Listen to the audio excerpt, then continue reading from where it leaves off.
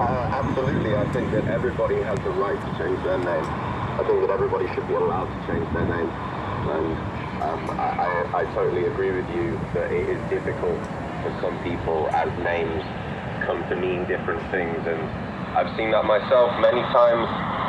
People with unusual names. I remember in school, I have quite an unusual name and it's very long, so there is ample possibility to change and come up with interesting new ways to spell my name. But I guess facilitates some form of bullying if one is very unlucky.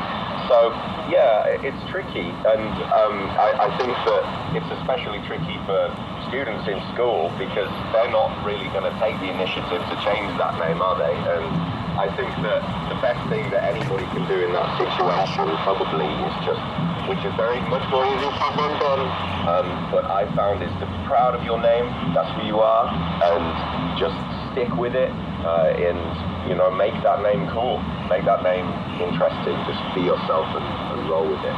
Love it as much as you can. Yeah. As much as you can. Lee, where do you stand when it comes to the discussion of should we or should we not keep these rare surnames of people? I don't see any problem of changing this rare name into other common surnames because, we can talk about like historical values, cultural values, linguistic values. But I mean, that's only important issue maybe for outsiders. If you are an insider, you're using this rare name on a daily basis and you have experienced kind of inconveniences or kind of problems when using it, you definitely want to change it. And meantime, I think it really depends on why people want to change it, right? For example, if this surname could lead to certain bullying behaviors, then of course people should be given the right to change their surname.